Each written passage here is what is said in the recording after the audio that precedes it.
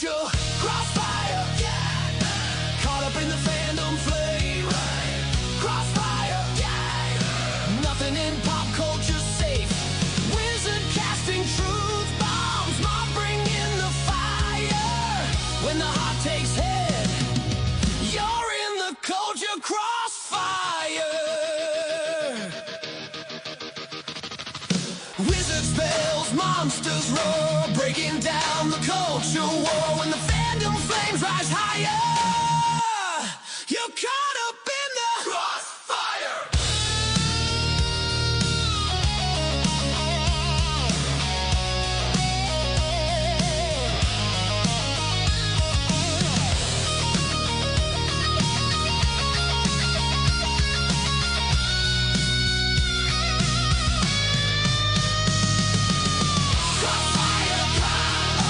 Caught up in the fandom flame. Crossfire climb. Nothing in pop culture safe. The wizard casting truth bombs. Mob bringing the fire. When the heart takes hit, you're in the culture crossfire. You're caught up in the crossfire.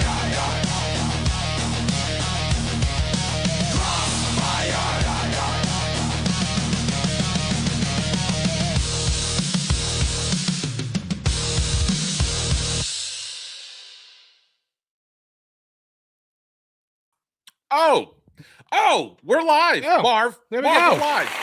It happened. Let's go. We made it.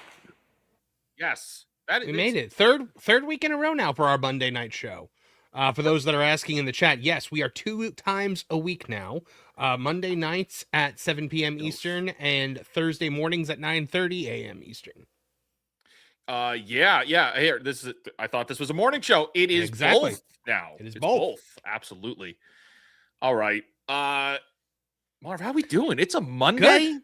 It's a Monday. It is a Monday. Definitely Yeah. some Monday blues. I spent the entirety of yesterday using my offset smoker for the first time ever. And how'd it go? Not bad. Like way better than I thought it was gonna go. Like I know what I did wrong and what I did right. So it's all gonna come down to wood quality. Like I thought I had decent wood, and the wood I had was too thin. So once I got the actual logs, it was starting to work better. It's just heat management was an issue, but smoked a pork shoulder, pork butt, and Okay. came out really good. It took way too long. It should have taken much shorter amount of time, but you know. Well, hey, I think that's what's the barbecue like. You only learn how to do good barbecue by making bad barbecue, and it didn't sound like it was bad, Mhm. which is It the wasn't fun bad. part. No, we've got a ton of the shredded pork now, and it's really, really good. It's got that amazing smoky flavor, and like the backyard still smells like the smoke. And the clothes that I wore Oh, that's good. yesterday, I haven't even put them in the laundry yet because I'm just like, smoke. But so I spent the day like outside with the smoker, but like I went in the pool too, just because it's like right there, and I had a little temperature monitor. But now my legs are killing me. Like all day today, I've barely been able to walk because my legs are so sore from being in the pool. I'm jealous. It sounds like you had a great weekend. You guys let us know at home, how was your weekend? Right? Yeah, How was your weekend? How was your weekend, Wizard? My weekend consisted of watching Gina Carano lose in 17 seconds. Well, we saw that together. We did. We saw that together. Although that was not fun. Okay. But you know what else wasn't fun? Driving all around North Carolina State, hunting down Dear. the Mandalorian and Grogu Bath and Body Works soaps, which I did get. You did get them? Good. I did get them. Okay. And I imagine I imagine they're sold out everywhere, right? They're not. It's just really far away from where I live. The Bath and Body Works is far. But Bath and Body Works is closing everywhere. Well, they're not opening everywhere. That's for sure. Mm-hmm. So really quick before we get into the show, because we got a lot of topics we got to get through. We do. And we got chats from you guys. We got to get to real quick review. Right. There's 2 soaps. There's 2 of the hand soaps. There is the Bounty Hunter flavor, and then there's Force Flow. Okay. And I have quick review. Right. The Bounty Hunter one is gross. It is It lingers for genuinely hours on your hands. It smells like a male's for a Yankee Candle for a guy, Oh no. but it's like a fake cheap cologne. Oh. So it just, oh my, it was making me anxious because the smell of it was kind of making me sick. So I had to go and I had to rewash my hands a couple hours later, just to get the stench off. Did it cling to you? It, So well, it did. It, you actually washed yourself in the twink stink. yes, I was. That is what we've been showered calling it. Yes, the Pedro twink version we stink. call the twink stink. And then I used the Force Flow Grogu soap flavor to try to wash away the other one. So I double dipped, and I gotta say, the Force Flow, not bad. It's not bad. But what are the two mixed together like? I mean, that's got to cause like. It's just well, one of them goes away. The Force Flow, which is something. It shouldn't be the name of a soap. That should be something between you and your urologist. In this one, it doesn't last for very long. It really it's just a little bit. It's a quick scent, and then it's gone almost instantly. It's like when gum loses its flavor, and you know how there's like those gums that don't last for very long. It's like that. That's how it feels. You do realize though that just by walking into a Bath and Body Works without a woman next to you, you've officially joined GLAAD. This is why I had sunglasses on, because I couldn't handle the shame. Right, like you didn't want them to hunt you down with the GLAAD card for you. That's right, and I felt I felt insecure. I felt a little self-conscious, and I had to, I walked in and I very quickly took a quick photo of the display that they had there, and it was like as if all of the eyeballs in the room were. I mean, you are not an inconspicuous human being. People don't realize it just based on like you sitting at that desk. But like when I met you in person the first time, I was like, is that Gregor Clegane the Mountain from Game of Thrones? Like you are a large man. Like Yup. That's I had the big sunglasses on, I had my hat on, and I was just incognito. I had to mission was to get the bag. I had put the order in online, so I didn't have to talk to anybody. And I was just like, get to the back. And then when they checked and they were like, is this an order for Fake Wizard? And I'm like, yes. And I'm like, oh crap. Now they know my name. Now I've given a positive identifier. I mean, there's so many fake wizards out there though that I think you're probably okay. That's you know what, and like I see you guys in the chat. Like you and that skinny black guy that used to talk to Triumph the Insult Comic Dog. I miss that, man. I miss that show. I miss Conan and Insult, Triumph the Insult Dog. But yeah. All right, Marv. Enough with my nonsense. We got some people we got to talk to. Let's get to the people.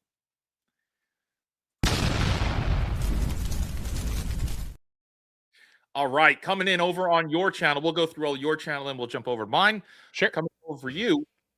Spring 91 Bears for $3 says, rest in peace, Tom Kane. And absolutely rest in peace, Tom Kane. He was voice of Yoda on the Clone Wars. He was Professor Utonium on Powerpuff Girls. Big bucket of win. Huge, amazing life. And rest in peace, my friend. 63. Yeah. He had a stroke. Yeah, he had a stroke last year. Yeah. But he's been sick for a while, but yeah, I'm sad to hear that. But yeah, rest in peace, Tom Kane. His last Instagram post was him posing with the 3 voice actresses from Powerpuff Girls.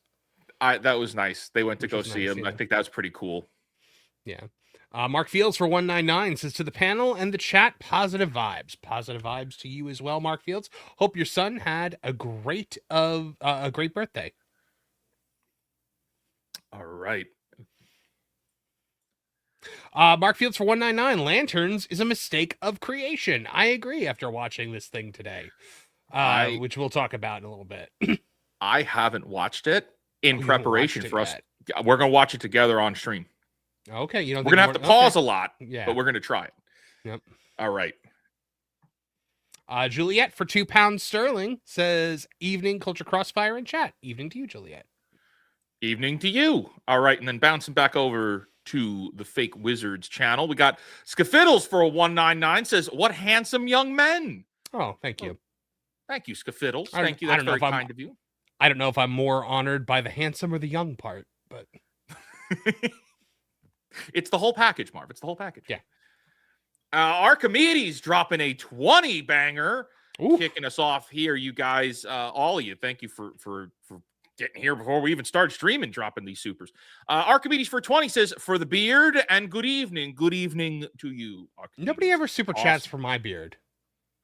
It's never happened. Well, because mine is fake. right, it's real And life. yours fake. is real. Yeah, mine's is. mine's a real life fake. Yeah, and, mine is actually, mine is fake life real. I recently took out of the packaging the upcoming replacement beard because this one is really on its last leg. I have Oh to. yeah.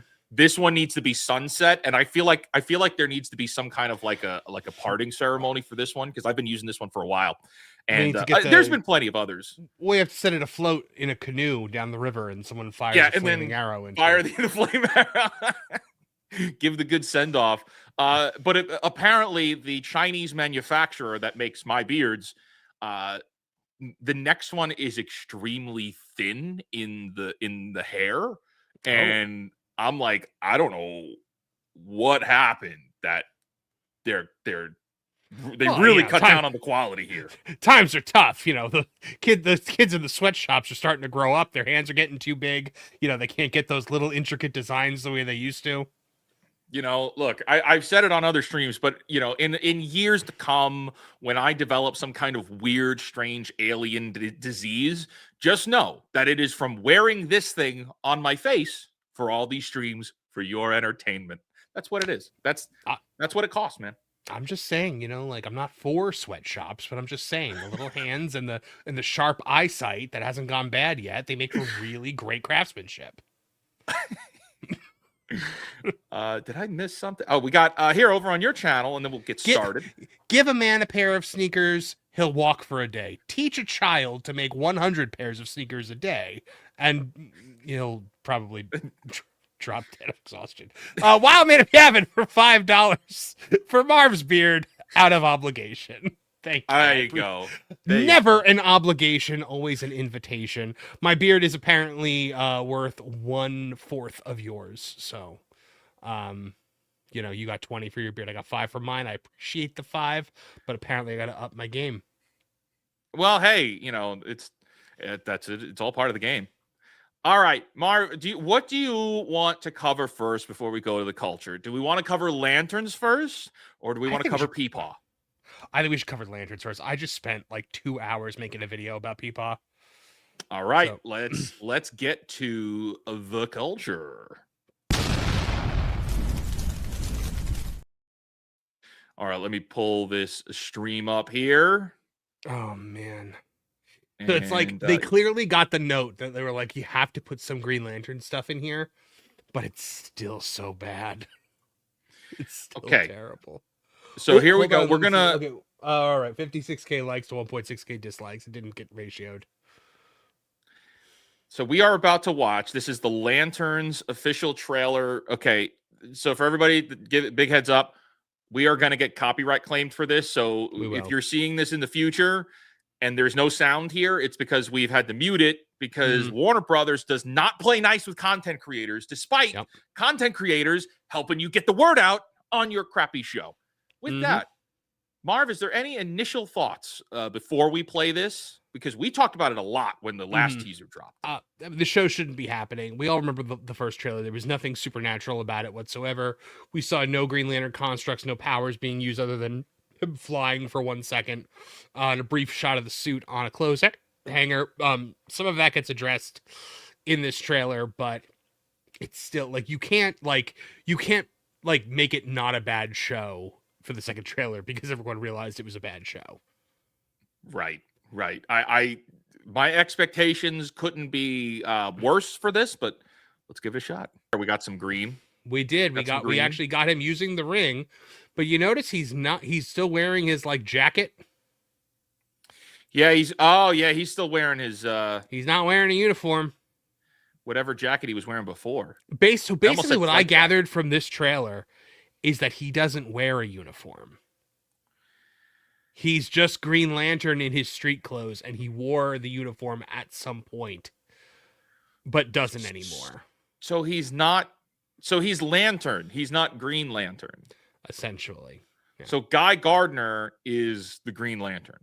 I guess. Crimes and just being just generally horrible. What are our thoughts on the actual design of the ring? I hate it. I absolutely hate it. It does not look like a Green Lantern ring. It just looks like a Green Lantern. It looks like a Green Lantern ring that you get out of like a Cracker Jack box. I kind of agree with that. I prefer the ring to be the circle with the lantern symbol in the middle of it. Yes. Instead of just being the lantern symbol itself. Yes. For the cartoons, or the comics. Or the comic book. But yeah. Well, I remember when you had the Justice League show and they would sell, you'd find them in the comic shops. They would sell like the little plastic rings, and it was like really cool, and it was the circle. You know, it was the whole circle there. That was neat. When Blackest Night came out, I remember they sold I don't know if they were selling them or if they were just giving them out, or if my buddy just gave them to me because he was my friend and he owned the store. But they had the rings for each individual core, and I remember I collected them all. Right. Yeah, I remember that. You didn't work for this like I did. I'm so much better than you, old man. You don't know anything.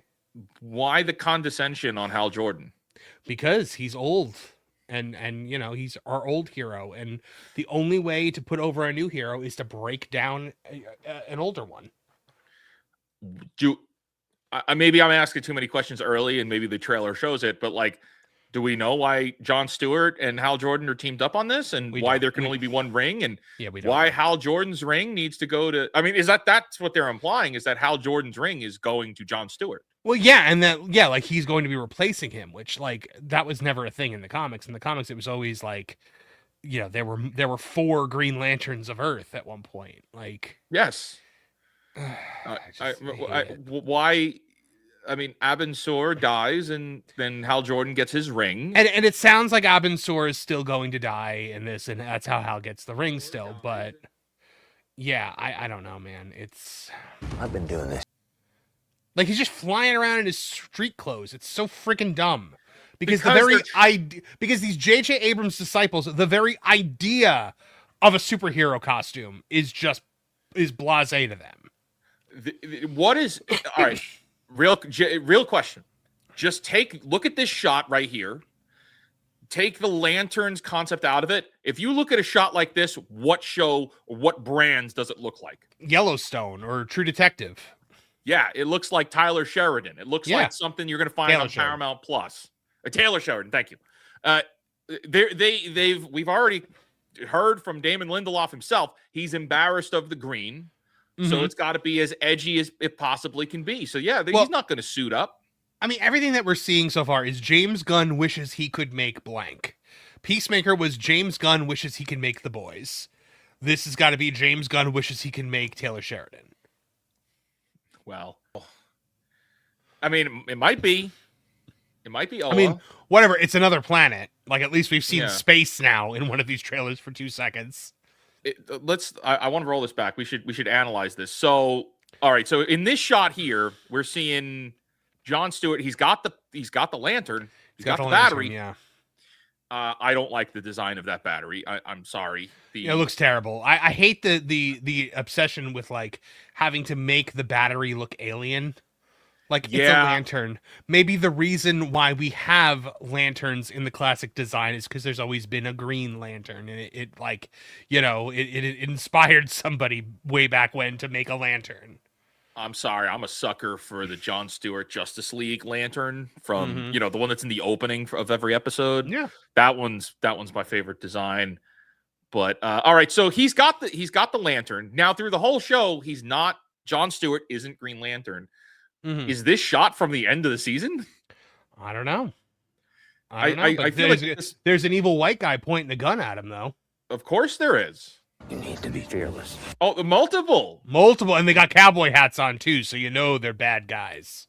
That's right. Yeah, these are the bad evil white guys. and more evil white guys in the background behind him. First shot of the suit, and it looks ridiculous. Why that design? Look at the shoulder pads, like he's a female executive in the 90s. There's no green on this. No, it's brown. Why? Oh God, it looks so bad. I mean, look. All right. So he's what's this? You afraid? Is this? I'm assuming this is Sinestro. It looks like a child. All right. Let me roll it back. I paused too much because he asked him something. He says, "Are you like?" It makes me think. Was it yellow? Yes. That looks orange. That's not yellow. But don't get your hopes up that it's just going to be something Sinestro core like we would want. It's the one thing they haven't been able to do in live action. No, the villains. I want to see. The villains of this are evil, like humans, like conservative humans. Like it's some kind of like conservative, like Midwestern cult or something. Follow-up question: how are regular humans a threat to 2 Green Lanterns? Maybe 3, because now we know Nathan Fillion's in this. Right. I mean, exactly. And honestly, the big question I want to know is, what does the orange mean? What are the oranges for? Sorry, I had to. Did you say orange? Oh, aren't you glad I made that joke? It's never going away. With all of it, we are getting tons of flashbacks. Oh yeah. So this is going to be a show that keeps jumping back and forth through time. They're once upon a timing. Yeah. Honestly, I hope that which, by the way, that's a show that just got progressively worse and worse until eventually everyone stopped watching, didn't even need a finale. But yeah, I just hope Guy Gardner's in this more than I think he's in it, because at least Nathan Fillion I can enjoy. I like Guy Gardner. I like Nathan Fillion. I thought that it was dumb to give him the Stewart haircut. Yeah. I thought, look what I can do. But other than that, I thought Guy was really good in the Superman movie. A little old, but I like Nathan Fillion, so I didn't complain. I'm speechless. It's terrible. It might be worse than the first trailer. Is there more? I don't think so. Subscribe. Hey, if you're watching at home, hit the subscribe button for our channels. Both channels, yes. Subscribe. Marv, it's terrible. The setup is that Jon Stewart is here to take the ring from Hal Jordan. For some reason, I guess. I don't know why. And that there can only be one that wears this particular ring, and that the Hal Jordan ring is the same ring as the Jon Stewart ring, which is what's not funny is like accurate. If you're gonna do the Hal Jordan replacement, it would be Kyle, not John, because John was never a replacement for Hal. John and Hal worked together; they were partners. Right? Yes. Like like I've said this before, I'll say it again. A Lanterns show should have been Lethal Weapon in space. Yes. It should have just been Lethal Weapon in space. It should have been, you're taking John to train him to all of these different planets. He's completely out of his element. Maybe he is arrogant. Maybe he thinks he's going to be the greatest in the world. And he's just learning from each planet how unprepared he is and how huge the space sector is. And that's only one of thousands of space sectors, right? And then he's like, you know what? I don't know if I'm teaching this kid right. I'm going to take you to meet my mentor, the Green Lantern that taught me. And he takes him to Kurgar, and you find out like the Kurgar is so orderly that no Green Lantern has had to be there in like 20 years.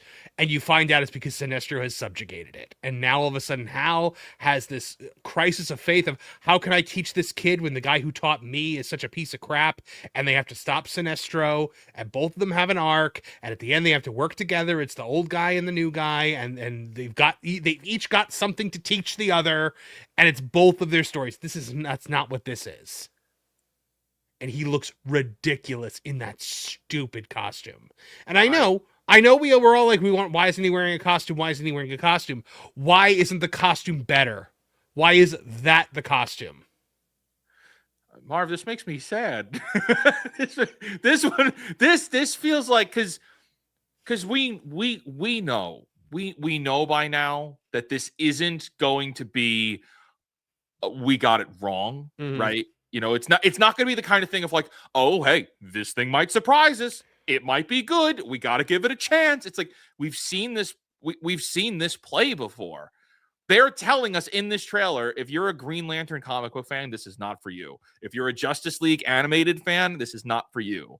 If you wanted to see Hal Jordan at the best of his game, this is not for you. If you wanted Jon Stewart to be likable, this is not for you. They're doing, if that's Sinestro, then they're doing a Matt Reeves the Batman. And they put Joker in jail already. Mm-hmm. It's the same thing. Oh, you think that's Sinestro in a science cell? Yeah, I think that's Sinestro in jail already. I mean, he's not purple, though. And the suit's not green. All right. Or maroon or pink or whatever Sinestro's skin tone is. It's not purple. Magenta, would you say? Or... Yeah. It's like a purplish. It's like a light purple kind of. Yeah, it changes depending on the color. the color of the comic. This looks so stupid.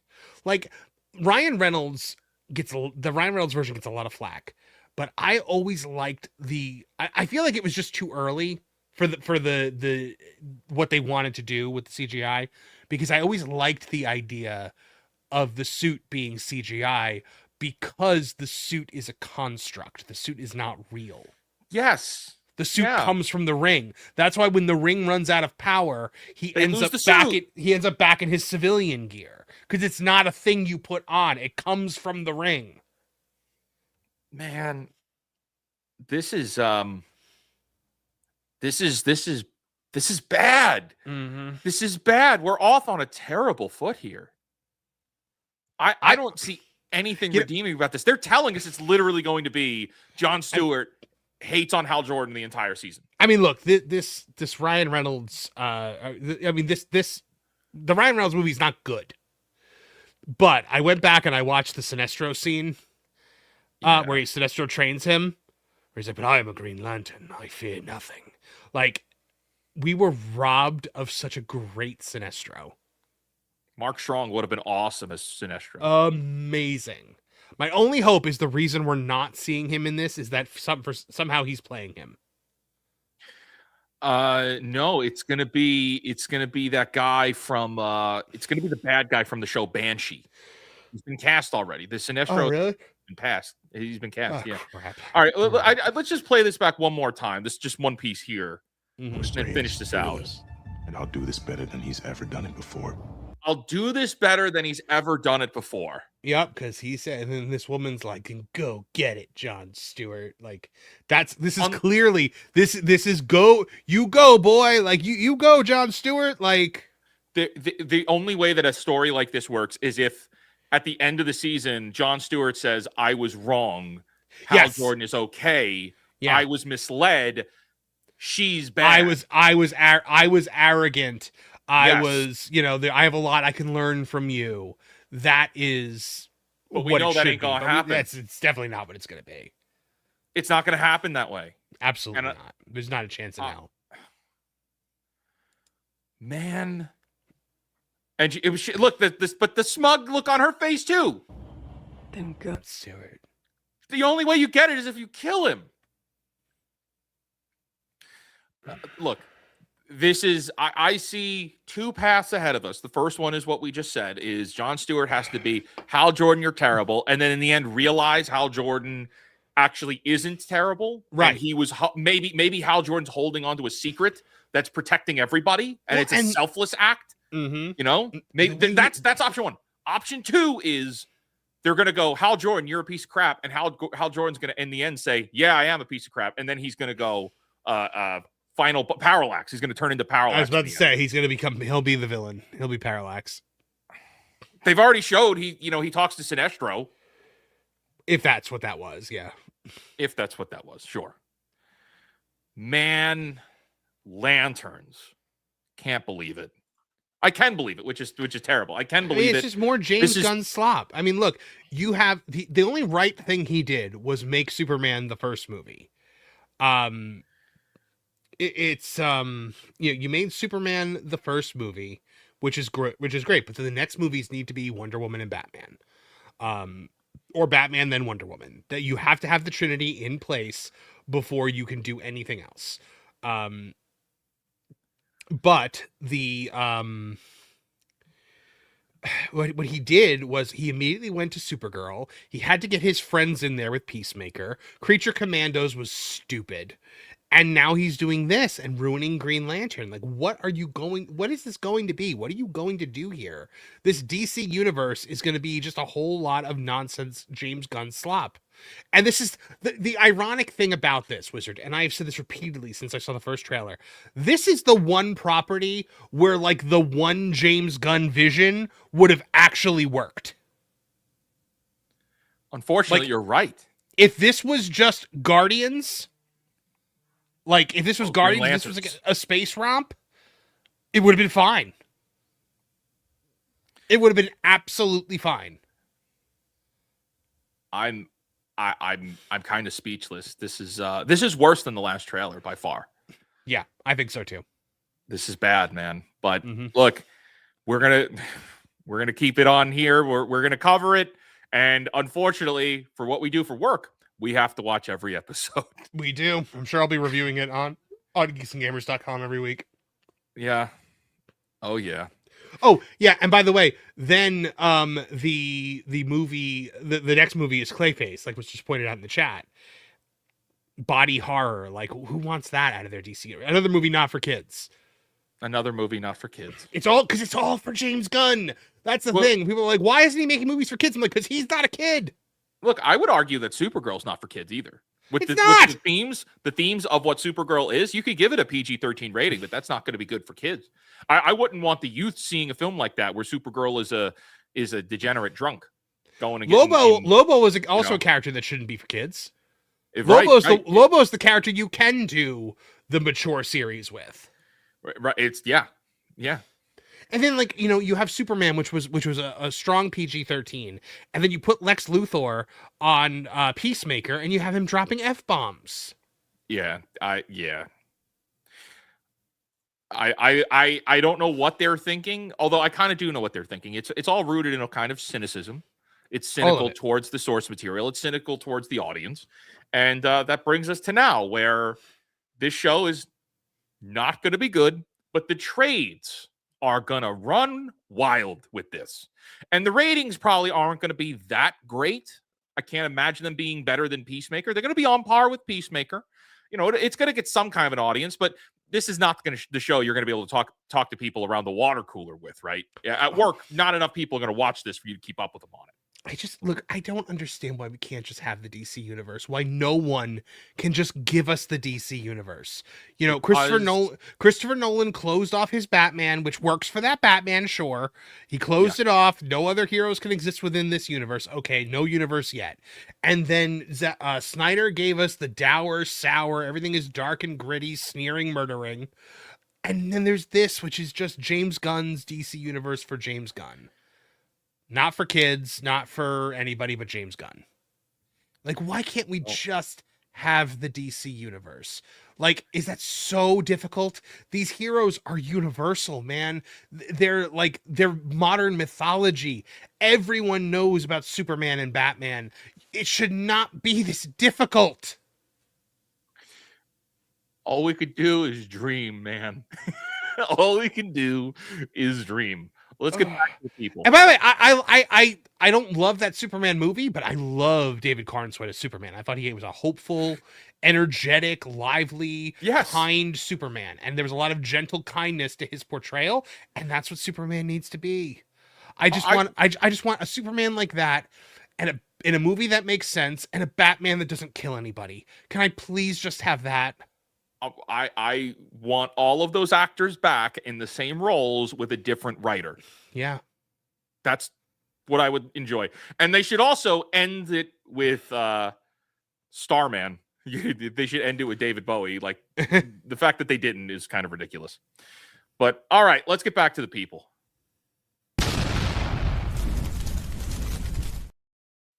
All right. We see you guys here hanging out with us. Thank you for being here. We got a couple here. Let's bring on up. So coming over on your channel. Oh, Photon Empress became a member of the M4 Empire. Thank you very much, Photon Empress. Welcome back, my friend. And she became a member at the highest level. So I very much thank you. Very cool. Very good. I love Photon Empress. She's the best. 02RR for 499 says, if I could, I would have happily ordered extra pizza for both of you. Pepperoni, Old World pepperoni, Old World sausage, Italian sausage, and salami. Is he calling us fruits? That's a meaty pie. Girthy. Yeah. Wow. Yeah. Thank you. All right. oh, here you go. Here's a broadcast coming in on your channel. Well, I think you have to do yours first, and then. Oh, I was switching them around. Oh, okay. Yeah, Krista Nova for 499 says, person without Star Wars soap being me. And I am person with Star Wars soap. You know what? I am good with my role in this scenario as the person that didn't spend money on Star Wars soap. I don't like the bounty hunter soap, and I bought 3 of them. And I'm not happy that I bought 3 of them. I fell for the deal. The deal was buy 5, and it drops to like $5 a piece. And I did. And for some reason, I thought, oh, the bounty hunter one will probably be a little bit better. And that stuff stinks. Mm-hmm. It is not good. Made you smell like dude. No, well, I would use derogatory phrasing, but I won't here. There's children watching. It's not dude. It's a type of dude. I'll drop it in on your channel here. Pilgrim Media for $2 is where you been, Marv. No Midnight's Edge. They changed the time. I can't make it anymore. When they moved it to noon, I've got Mondays at noon. I'm always busy, and there's a That Park Place stream at that time. And Wednesday I host That Park Place at noon, and then Friday I'm co-host of That Park Place at noon. So unfortunately, I just the timing just doesn't work out. Yeah, timing is, look, guys, timing is really hard. Like, we're working as hard as we can to make sure we do our shows, right? But like, then to do everybody else's show, it's like virtually impossible sometimes. Yeah, I mean, I miss it. I love being on Midnight's Edge. It's just with the time, with since they switched the time over, I just can't anymore. Like, yeah, it's like my buddies at Side Scrollers, like I can't do their show because it's the middle of the day, and I'm like, I just can't do it. I mean, like I would love, like Mike and I have talked about me going on Epicverse, but it's the same time as I'm Forecast, so I can't really do that. Right. Yeah, they stream Thursday nights too. Yeah, it's hard out here. It's hard out here for. There's so many hours in the day, guys, and you try not to stream over your friends. So that's right. Coming in on your channel. Phil Mitchell's Fist for $10. Is the clock ticking on James Gunn? What upcoming theater releases are you excited about? I would like to think that the clock is ticking on James Gunn, because, like, we're not getting the box office. Superman was not a box office hit. It depends on what happens with Supergirl. If that, but he might just walk away. He might just walk away from DC because he doesn't want to work with the Ellisons. TDS is a very real thing, guys. As far as upcoming theater releases, excited about Wizard, I would say Godzilla -0. Godzilla -0. Yeah. Masters of the Universe. I'm excited for that too, despite everything in the marketing. Yeah, no, I look, Sheep Detectives and Project Hail Mary, those are 2 layups, Marv. They are. Masters of the Universe might be a sleeper hit. It might. I'm a fan of the merchandise that they're offering. There's a movie. It's a war movie with Brendan Fraser coming out I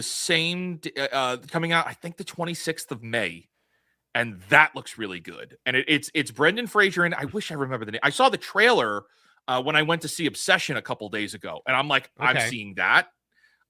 It's got the guy who played Moriarty in the Sherlock BBC series. He's like the protagonist of the movie, and it's a weather guy for the World War II D-Day, and how a weather guy was like trying to see, is there going to be like a hurricane when we're sending the Americans in for D-Day? And I'm like, that looks like a really interesting movie, and I like Brendan Fraser. Yeah, I do too. I'll say. I think everybody does. Yeah, he's playing Ike, right? He's playing Eisenhower. Yeah. That's I I don't remember the name of the movie. I know which one you're talking about. Like, because I took note of it because like my grandfather was there at D-Day, Right. and on the American side, just want to point out, he was fighting for the To be clear, USA. to be clear. Like, just to be clear, I just realized when I just said he was there, it might have been like, my grandfather was like my grandfather was like Captain America, like he was so patriotic. But yeah, he like so I always like to like see anything D-Day related. Yeah. I'm hoping to see that on day one. Backrooms, I know nothing about. I have seen no trailers for, and I'm not watching trailers. I'm just going to see the movie. I know there's a lot of hype around it. Obsession, which just came out, was awesome. Highly recommend that. Yeah, I'll resolve this because I gave you a bunch. Godzilla -0. Yeah. Oh man, I can't wait. Thank you for that. Thank you for the 10.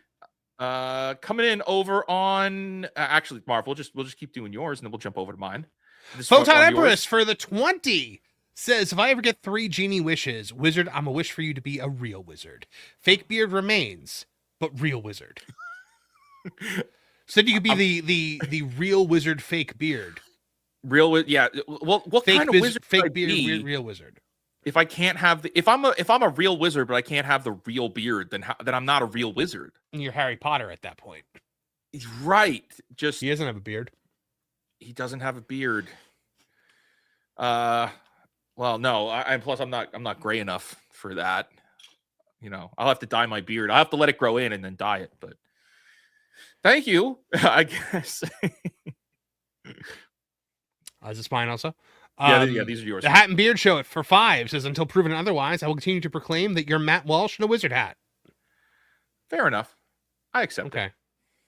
I accept. I hear that often, and I've been tempted to like one day at Matt Walsh on Twitter, but I feel like I'll be really like embarrassed if he doesn't respond.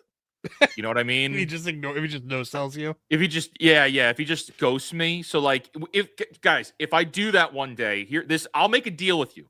Eventually one day I will at Matt Walsh on Twitter, but you have to also blow it up. Okay, so that's the deal. On a random day, sometime soon, I don't know when or why or what the circumstances, but I will at Matt Walsh and say, everybody thinks we're the same person, and then it's your job to blow the tweet up so that he has to respond. All right? That's the deal. That makes sense. The deal. All right, coming in over on your channel. Phil Mitchell's Fist for 20. Thank you for the 20. Says, your granddad is a hero. He was, and he is. He's my hero. Always has been, always will be my hero. And he says, loving you on FNT, Wizard. Thank you. I love seeing you very much. FNT. I love it. Every week I watch, and I'm like, that's my buddy. I have tremendous respect for Gary, and I'm very happy to be there. Yeah, absolutely.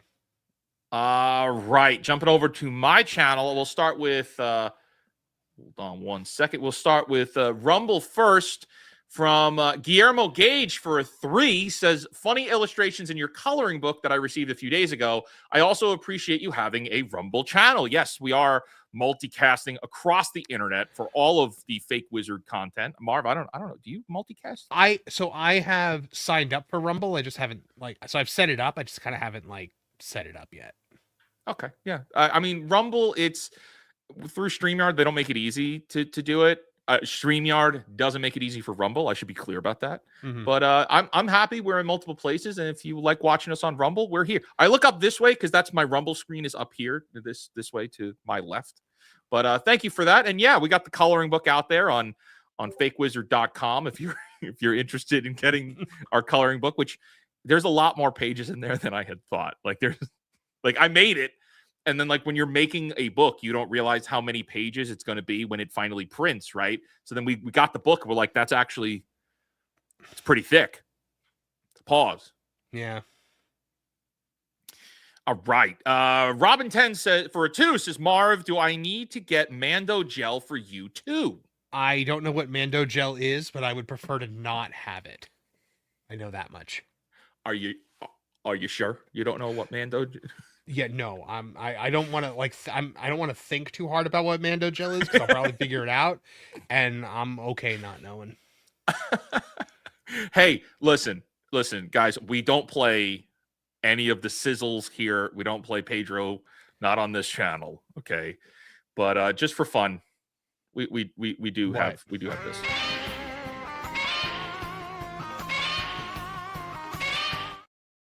I was afraid of what you were about to do. It's like, wait, what are you doing? What are you about to do? What are you doing? You think I was really going to play the summer sizzle? If you did, I was going to load up Chris Jericho's singing for our next one. Robin 10 gifted 5 real memberships. Thank you for that. Wow, turning the chat a little more green. Which hey, look, sidebar, we got some really cool membership stuff in the works right now. It's coming soon for the Fake Wizards live channel. More information very soon. Hopefully by the end of this week. We got a lot going on, but it's cool to be a member now. Let me just put it that way. All right. We got Cisco Sistar. I'm terrible with names. No offense. Cisco Sistar for a 5 says, glad to see you on FNT Wizard. So happy you cut out the middleman and stopped necromancing the corpse of the ranting Kiwi. Quite the magic you use. I don't know what that means. I don't either. I don't know what that means. I hope I didn't just say something offensive.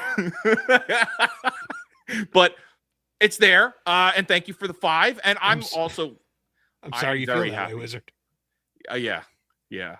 I'm sorry. I feel that way. But thank you for that. And I am very, very happy to be on FNT. It's a good show with good guys. All right. Coming on your channel. Zenwookie for 2 months is M4 Empire on phone, Fake Wiz on TV. Life is good. Let's go. Let's go, man. That's how I prefer people to watch this show. All right. Double with dose. that, my friend, I think we got the big topic to get into now, Marv. Oh, yeah. Are you ready for the big one? I'm never ready for anything Pedro related, but yeah, let's do it. All right, here we go. Time for Peepaw. Let's get to the culture. All right, let me make sure I queued this up correctly, but I think this is... Nope, I didn't. Let me switch. There it is. Oh, what's Pedro doing with the Green Lantern ring? Okay. Hey, the one way I can hate that show anymore is if he showed up. So here we go. Marv, written by Marvin Montanaro here. Yep. Disneyland Pedro Pascal fan surprise immediately exposed as influencer marketing stunt. This was insane. They were like, oh, these Disney guests, these just, wide-eyed cherubic Disney guests were just wowed by this random act of Pedro. Doesn't this look real? I mean, look, their reactions are so real. I would love to. What would be really funny is, and I kind of wish my brother was here with us, but if we were to zoom in on the faces, right? Like if I pulled up this picture and you do like a voiceover for what this person is thinking, right? And I just feel like it would be really funny for it's like, yeah, I'm not getting paid. Am I supposed to be laughing right now? Am I supposed to be celebrating? Like, you put like characters behind the people of how like the voice in their head is totally calling them out for this being super fake. I feel like that would be fun. The black girl's like, I gotta get back to the set of Peacemaker. Oh, they do look alike. Doesn't she look like her? I thought it was her. It's the jacket. It's the jean jacket. But all right, so I mean, we got the video here. We can watch it. Let's see. This is the video here of Pedro Pascal coming out to fans in Disneyland. Well, to be fair, he hasn't come out yet. Oh wait, he what? To be fair, he hasn't come out yet. I like to imagine he is living the life he wants to live. It's the world's worst kept secret. Let me turn this down. It's a little loud. Here we go.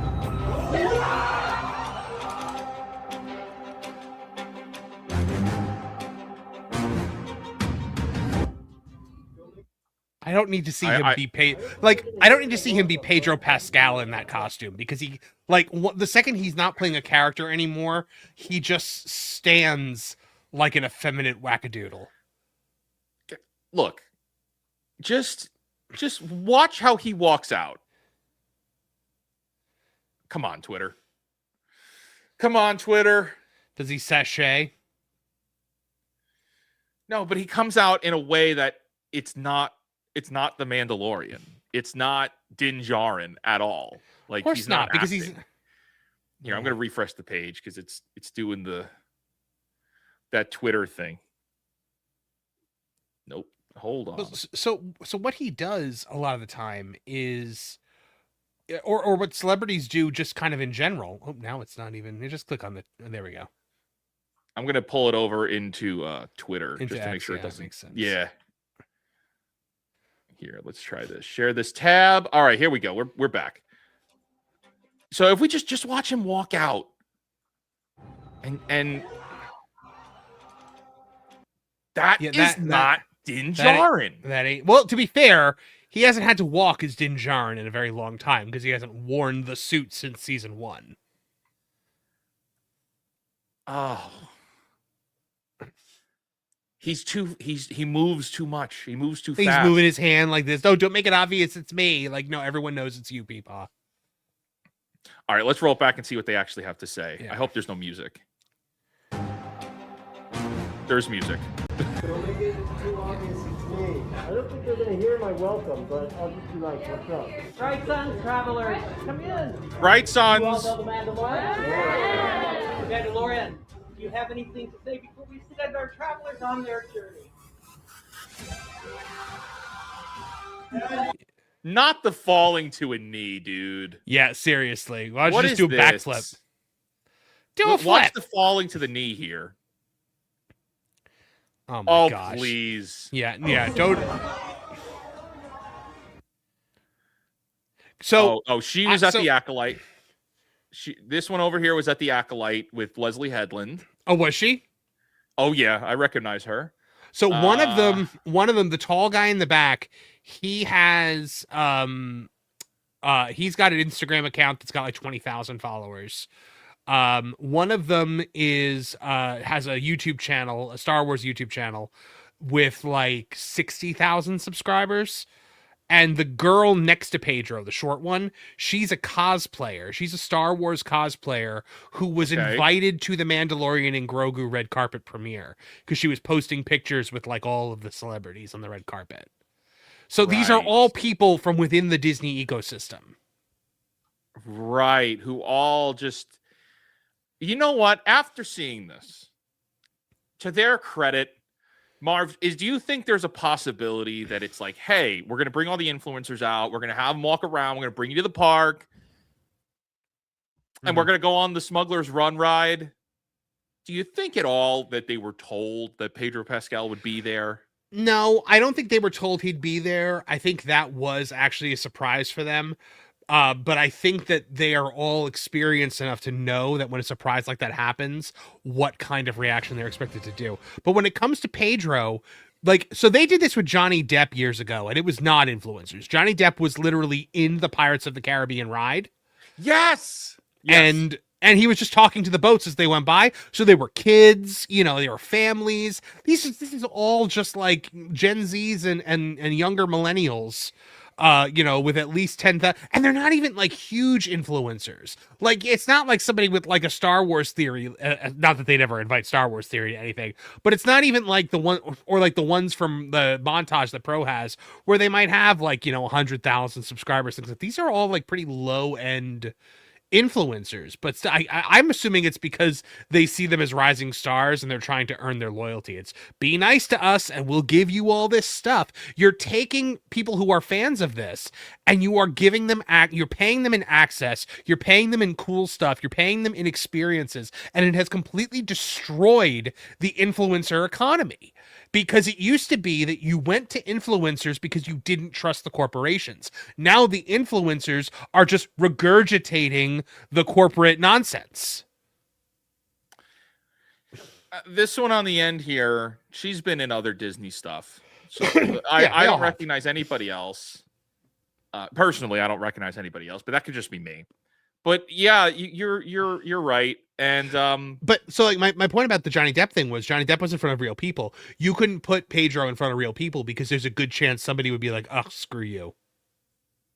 well, you also I don't know if he's ready for that. I don't know if people are ready for that. I think people don't care.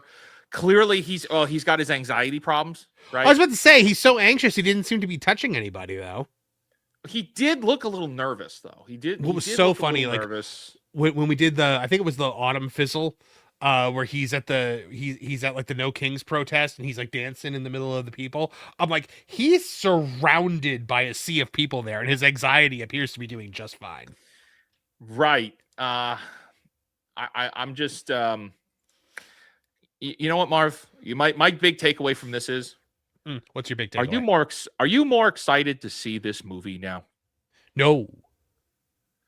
Are families more excited to see this movie now? Nothing that they have done in any way, shape, or form has made anyone more excited to see this movie. Nothing. So bringing on the Disney influencer shills, that's not making normie people that hold down jobs and have children. They're not making them Correct. excited to see the movie. Yeah, no, it's not. Because this, if I'm not the fake wizard, right, and if maybe I'm a real hardworking American, right, and I come home and I open up Twitter and I scroll through and I see this, right, and I've just I've been out in the sun all day and I see this, right, and I see all these kidults, right, and I don't see kids hanging out with Peepaw. I don't see families here. I just see all these kidults. Is that supposed to make me, who's just been slaving away, want to spend over $100 to take my family to see this? Why wouldn't this be like Make-A-Wish kids? Oh my God. Could you imagine the better optics if this were Make-A-Wish kids or just kids in general?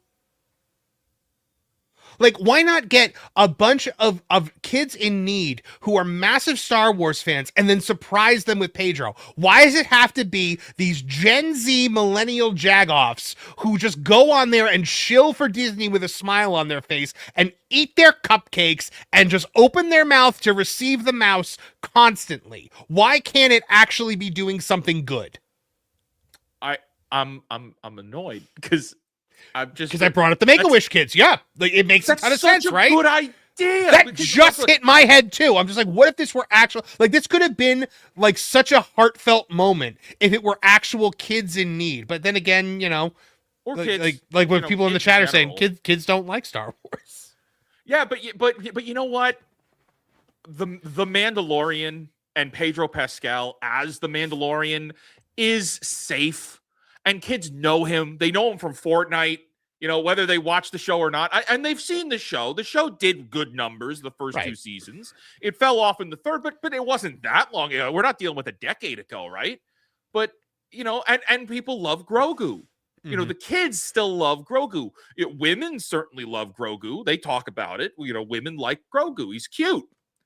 This should have been, you are 100. If they did an ad of Peepaw going into hospitals to see kids, I'd be like, all right, you got me. That yeah, my heartstrings, Disney. Yeah, got me there. But no, it's got to be shill influencers. It's got to always be shill influencers. It's always shill influencers. Because so this is a twofold plan here. Because on the one hand, it gets it out to the shill influencers, audiences.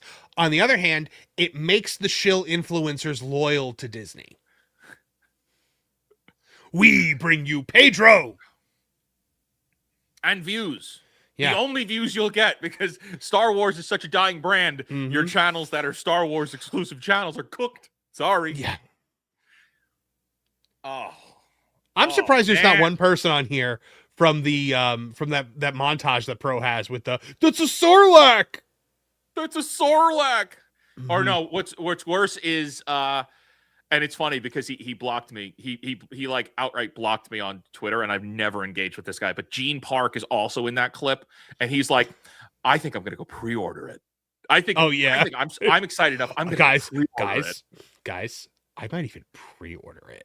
I might even pre-order it. And yeah, I don't know why. And it was Star Wars Outlaws, the worst game of all time. It was that Star Wars Outlaws is terrible. I have gone back 2 times with over a year of that game being out. I've gone back twice to try and play it and give it an honest, fair chance. That game is a pile of crap. It's unplayable because it's constantly breaking down, isn't it? It constantly glitches. It constantly fails. It is clunky. It is slow. Star Wars Outlaws is a mess. It's a mess of a game. But jumping back over to here, right now, you've covered it for geeksandgamers.com. I think, did you also cover it for That Park Place? Yeah, I did both. So you've been covering this and you've been paying attention, staying on top of it. Well, there is somebody else here that is also covered. I got to pull it back up because I lost it. Let me see if I get this to load. Here we go. And I'm curious because like you read into this, you knew about it before I did. Right. And you've been covering it online.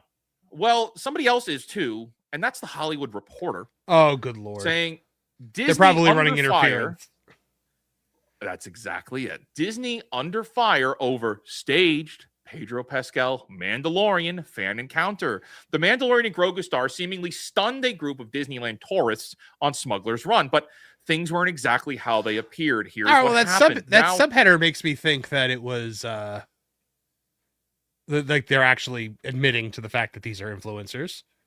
Well, they're saying it's stunned a group of Disneyland tourists. Maybe they're just Disneyland tourists, Marv. They're not. They're just tourists. They were just. It just happened to be a group that was just all influencers that got paired together. There's more of them than could possibly even like pilot one of those Millennium Falcons. Except the jaw-dropping tourists weren't exactly a random group. Little honesty. Let me zoom in here so everybody can see it. Wait, go back down. Go back down. The Hollywood Reporter does the thing. When you try to highlight, it zaps you to the top so you can't highlight the page. One fan site wrote, quote, "The backlash surrounding the Pedro Pascal Disneyland stunt taps directly into growing problem for Disney audience no interest." Click on that link that says site wrote. Let's see. Where does it go? Because I wrote that. That's my... What? It's you. The Hollywood Reporter is citing me? Yes. I feel dirty. Live reaction. What? You have been cited by the Hollywood Reporter. I'm sitting here. I'm sitting here. Site. One fan site, of course. Yeah, God forbid we say it's not a. By the way, it's not a fan site. It's a news website. So thank you. I'm looking at the quote and I'm like, that sounds familiar, as if it came out of these hands. It was my keystrokes. Yeah. Yes, you are the one fan site that said the backlash surrounding the Pedro Pascal Disneyland stunt taps directly into a growing problem for Disney. Audiences no longer trust the company's marketing. And let's see, to be fair, Disney never claimed the group were random tourists. And the influencers led plenty of transparency to the matter by eventually posting their own accounts of the moment. I was a crying fool after shaking Peepaw's hands and screaming along with everyone else in the room last night, and I'm okay with that, wrote a Star Wars cosplayer. The team at Star Wars Lucasfilm worked tirelessly on planning out this epic experience for us, and for that, I am eternally grateful, wrote a digital creator. Why aren't you naming Hollywood Reporter? Why aren't you just naming these people? They're content creators. Biggest thank you to the team at Star Wars for making this happen. Go see The Mandalorian on the big screen May 22nd. So Disney didn't really hide the ball from a certain point of view. I see what you did there. But the studio's initial footage and photos certainly led many to assume this was an impromptu moment, and media outlets covered the stunt without knowing the lucky tourists were handpicked by the studio. The truth comes out, Marv. Mm-hmm. And it's all because of the coverage that you guys are doing over at geeksandgamers.com and That Park Place. But you know what? At the end of the day, though, they're trying to say that we're wrong. That like, oh, Disney wasn't hiding the fact that they were influencers. Now, like they are trying to put this. They weren't like a group of influencers. They were not giving you that information. They just looked like a group of ethnically diverse people that just happened to be there for this meeting. Just why couldn't it have been Make-A-Wish kids? Why I think the Make-A-Wish kids, or just kids in general, kids in a hospital, kids like at a graduation ceremony. It's the summer. Like, come on, you could have. Oh my gosh, could you imagine you had Pedro Pascal walk out for a graduation ceremony? That would have been big. That would have been cool. By the way, to the Hollywood Reporter, thank you for citing geeksandgamers.com. I think you're terrible. So you know, I'm glad that we were able to give you a little bit more validity. Because you're just the worst. Yeah. No, I shouldn't say that. You are like second or third worst. Variety is the worst, and Deadline and you kind of trade for second worst. So, what a time, man. What an exciting time. A source close to the matter told the Hollywood Reporter that the group consisted of legitimate Star Wars fans. Some of whom have modest social media following. Modest. The group had been invited to the park under the guise of getting to check out new content additions to Smuggler's Run. Their reaction to Pascal, in other words, was genuine. Afterwards, Pascal, the Mandalorian and Grogu co-star, Sigourney Weaver, writer, director Jon Favreau, and Lucasfilm chief Dave Filoni gathered to watch the Shadows of Memory projection show with everyday tourists nearby. And that's it, right? You know, this is why, like, a lot of people give us grief, give me grief. I see it in my comments all the time. Why do you care? Why do you talk about this stuff? Oh, okay, Wizard, you say that Star Wars is dead. Why do you keep talking about it? Because we have to hold these people accountable. This is an accountability problem. Disney attempted to make you believe that this event was an authentic event, and it is a marketing stunt. It is there to manipulate you. It is there to make you believe you've got to go see this movie, because look at all these authentic reactions when all of these people are acting. They are acting. They are part of the 5 people ruining entertainment. They're the content creators. So, and because Marv and people like Marv and like me and us and us talking about this forced the Hollywood Reporter to have to firstly come clean, but attempt to run damage report. And I think that's really important. Yeah. So massive props to you, Marv. Thank you. Absolute victory. I'm glad that they're finally citing some quality sources over there at the Hollywood Reporter. Yeah. Is this what they would call a maximum chud victory? Is that what we would say? Maybe they would call it that. All right. By the way, it shows that the Hollywood Reporter is watching what we're doing, because like the tweet for this article didn't blow up. Like it wasn't like the one where we reported on Pro's Star Wars exclusive scoop, where that one blew up to like 30 million views. Or even just last week we had one that blew up to about 1 million views. But this one did not do that. It had a very like modest so that just shows that the Hollywood Reporter has its eye on what we're doing. As they should. Okay, but there is sadly one more Peepaw story that we need to cover. Yeah. And that is coming to us live and in person, also from you, but on thatparkplace.com.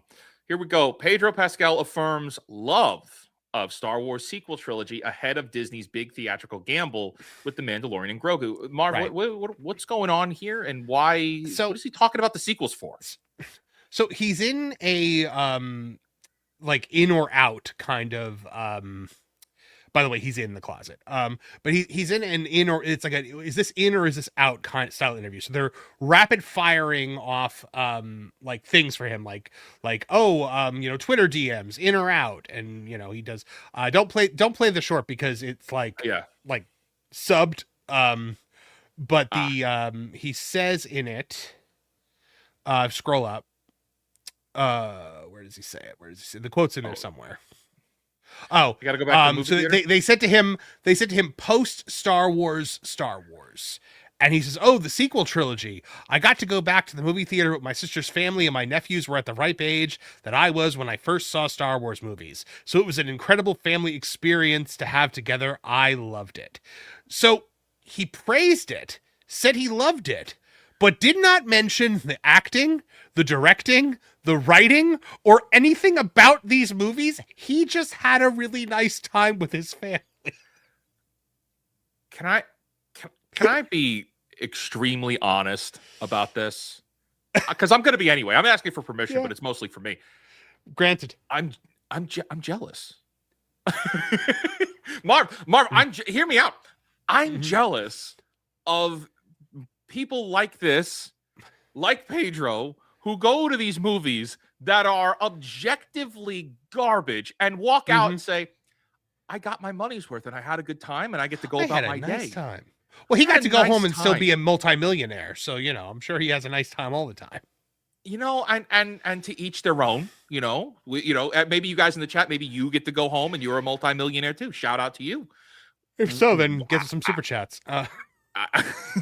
I don't get to do that, but I see these movies. I see any movie, and I'm analyzing what's before me, and I don't see it as just the emotional roller coaster as Hollywood wants you to see these films as. They don't want you to actually think about what you're watching. They just want you to see and feel emotions. It's emotional. Emotions are high, emotions are low. Emotions are over here, they're over there. It's like a Dr. Seuss something. It's like, where are the emotions? Up, down, left, right. They're all over the place. And that leads us to, to this. And that's credit where credit's due. Although this really isn't credit due. But I am envious of the position of you just going in and enjoying this trite crap.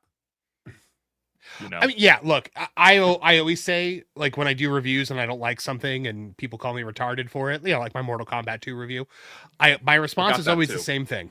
My response is always the same thing. I'm really happy for you that you liked it because I wanted to, because I always want to like something. I always want to be pleasantly surprised, even if I think something's going to be bad. It is way more fun to like something and be passionate about it than it is to hate it. Because my experience going to these sequel movies, I was mad. I was really mad.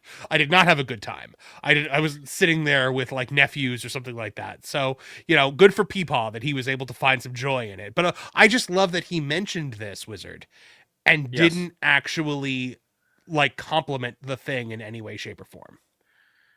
Yeah, because I think that's something I'm personally learning about actors. I have it on my board over here. I have a dry erase board over here that I write video ideas down on when eventually I want to do research projects. And one of them literally says, actors aren't at fault. Actors are stupid. Actors are stupid. Yes. Yes, they are. As I get older, I kind of realize that we put a lot of credit in actors, and maybe the actors of ages past were people that were respectable and we cared about what they had to say. But the actors we have today are not exactly intellectuals. So on Parks and Recreation, Ben Wyatt is talking about he's working on a campaign for somebody running for Senate. And the guy comes in and he's shaking everyone's hand and he's all smiles. And then he goes and he sits in his room and he just stares at the wall like this. Because there's just nothing there.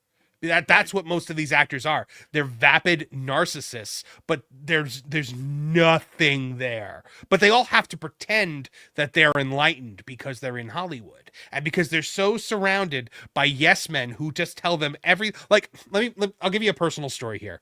I once watched a promo that The Rock's daughter did on WWE TV. And my comment on X was, well, I guess charisma isn't hereditary. She flipped out. Sicked the entire internet on me. Really? And I was I think I am the first person in her entire life to ever actually criticize something that she's done. But that's also not that bad. I'm sure people. It was the softest softball I could have possibly lobbed in her direction. Yes. Yeah, that one's not bad at all. There are many worse things to say. Way worse, especially about her because she's just an idiot. But there you go, right there. Oh no, they're coming at me again. But yeah, no, she so that's the thing. These Hollywood, these Hollywood people, they're never criticized, and so they think that every thought that comes into their head is poetry, because their yes men always constantly tell them that every word that comes into their head is poetry. Look, And yes, to Steph in the chat, yes, I have beef with the Rock's daughter. Or I did. I mean, least, right? I did once, a couple years ago, but talentless little. Look, But I think, we as a culture, right? We put a lot of stock in what celebrities are doing, what they say, what they believe. And I think the reality here is that we need to stop doing that, because actors are stupid. They are not intellectuals, and we treat all of them as being intellectuals. There's a part of me, the innocent, the stupid and foolish part of me, that pities Pedro Pascal. For all of the money and wealth in the world, for all the fame he has, I kind of pity him in a way, because he's just a stupid guy. He's just a dumbass. Like he's just a dumbass who can't keep up with the people, and he can't keep up with the audience, and he says stupid things, and he does stupid things. I mean, and look, there's part of me that's like, hey, I don't know. You're giving him way too much credit. I think that he's like insidious. Like, really? I think there's I think there's a malevolence to his actions. I think that he is purposely fake. I think that, like, look at all the activism stuff that he does out there. All, like, the way he went after J.K. Rowling. Like, absolutely not. You're not gonna. Okay. Oh, well, hey, that's maybe that's my that's my flaw. Maybe I'm falling for it. I could recognize that. Look, Steph just said it in the chat. I'll fall for it. Steph just said in the chat, don't pity him. Everything he says, he believes. That is true. Well, a lot of people everything he touches, he destroys. That's fair enough. It's, hey, I think he's a dummy, but oh, there you are. He's a dummy, but I feel like we've given him, not we, but like they've tried to AstroTurf the heck out of this guy. He doesn't have it. Like he doesn't have the juice to hold the normie attention. And here we are, where it's like, hey, what do you like? I like Star Wars. I took my kids to Star Wars. Yeah, what did you like about it? Crickets, because he wouldn't be able to answer even if you asked him what he liked about it, which is another problem with the sequel defenders. So when you ask the sequel defenders, what did you actually like about it? Most of them don't have real answers. Most of them don't have authentic answers. I would know. I've gotten death threats from trying to communicate with these people. Yeah, because all they care about is like Rey and Kylo Ren being together. They have to be a couple. Like then you point out that Kylo Ren is party to the slaughter of trillions of human being lives, and then they want to kill you for it. Right. I mean, look, Adam Driver's, like, I don't know, his wife or his girlfriend or whoever it was getting death threats because she wasn't Rey, his wife. That's right. These people are insane. They are weird. Reylos are weird. And what's that saying? And Solo lost money. Solo lost money, and Reylos are weird. Yeah, that's right. Taking us back to hashtag Solo lost money. Yes, 2019. Classic Geeks and Gamers, right? All right, man. I would love to say we're done with Peepaw for the rest of the week, but this is Mandalorian week. Brother, there's a long week left to go. And it's only Monday. It's only Monday. Let's get back to the people. Yep. When are you going to see Mando, by the way? Whatever the first showing is. I'm going to the first showing on Thursday. It's like in the middle of the afternoon. Yeah. As soon as you and I wrap from this Thursday's Culture Crossfire, I'm jumping in the car and I'm not going to the IMAX. I don't want to see this in IMAX. I don't remember if I got the IMAX or not. No, I didn't, because I'm going to a theater that doesn't have IMAX. So the IMAX near me isn't starting until 7 p.m. Eastern, and I'm seeing it at 2:00 and I'm done. I'm not waiting. I'm going to a theater that's like less than a mile from my office, and it'll be nice and easy. All right. We have got, and we'll be talking about it. I wish we could have seen it before we have Culture Crossfire, but we can't. I know we'll be out, but I'm sure. All right. I'm sure Pro will probably do a reaction stream that night or something. and I look forward to being on it and grapping all over it. If it's bad, maybe it's good. It won't be, but we can hope. I'm anticipating it being okay. Like, I think it's going to be completely inoffensive, and it's going to be super safe, and it's going to just be like an episode of the show, essentially. Right. And you're just going to leave the theater with the one question being like, why was this a movie? Which apparently was the question that Jon Favreau had. Man, I mean, look, we'll talk about that again, you know, when we get close to it. Maybe the next time we get together, we'll do our whole, like, why did they make this? They shouldn't have made it. It's just a rehash of the Clone Wars, but we'll get to that probably on our next show, because we still got we got the peoples we got to talk to now. Coming in on my channel, Archimedes for a 10 says, please, Les Pedro, please, Wizard, I beg of you, please. Hey man, don't beg us, beg Hollywood.